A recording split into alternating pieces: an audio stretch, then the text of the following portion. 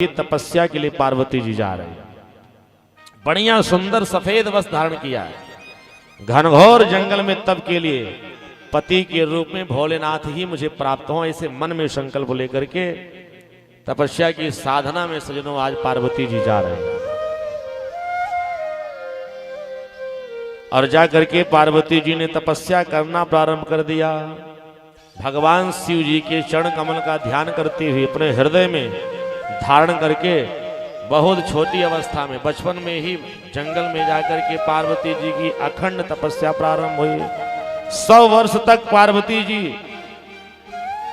ने तप प्रारंभ जब किया सजनों ना, इतनी कठोर तपस्या प्रारंभ की, 1000 वर्ष तक कंदमूल फल खाए। अगर आप विचार कीजिए, हजारों वर्ष तक पार्वती जी की तपस्या चल रही, हजारों वर्ष तक। अब जितने लोग हैं ना विचार कर रहे होंगे 1000 वर्ष तक तपस्या कैसे चलेगी। सजनों, इस कलयुग में मनुष्यों की जो आयु है ना वो मात्र 100 वर्ष की, हमारी आपकी आयु अधिकतम। परंतु सतयुग में मनुष्यों की जो आयु होती थी वो 100 वर्ष की नहीं होती थी।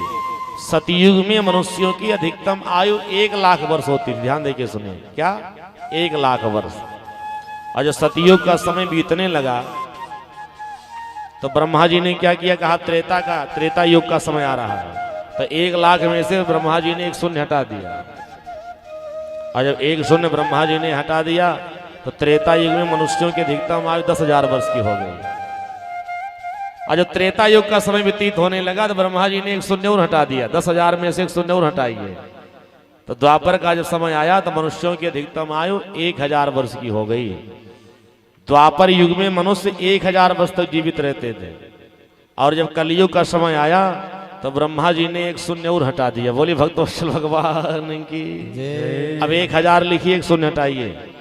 और जब ब्रह्मा जी ने 1000 लिख करके 1 शून्य हटा दिया तो कलयुग में मनुष्यों की अधिकतम आयु मात्र 100 वर्ष की हुई।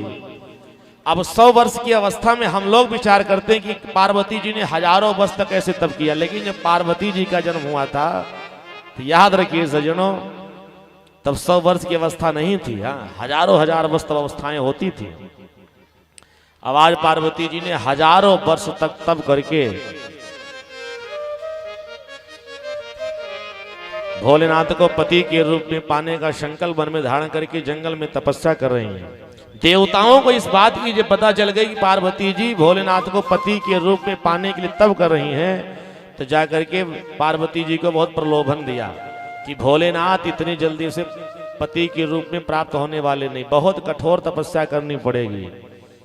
परंतु देवताओं का एक भी प्रलोभन आज पार्वती जी ने स्वीकार ही नहीं किया, न माना ही नहीं। उन्होंने कहा कुछ भी हो जाए, मैं भोलेनाथ को पति के रूप में पाने की ये तपस्या जब प्रारंभ की है ना, मैं तपस्या छोड़ करके घर नहीं जाऊंगी, कुछ भी मुझे मिल जाए।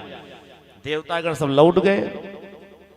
संजन कहते देवतागण जाने लगे तो पार्वती जी से कहा पार्वती जी, तुम्हारे दृढ़ निष्ठा, तुम्हारी ये तपस्या देख करके मैं तुझे वरदान देता हूं, तुझे पति के रूप में भोलेनाथ ही मिलेंगे, लेकिन तुम इसी तरह से तपस्या करती रहो।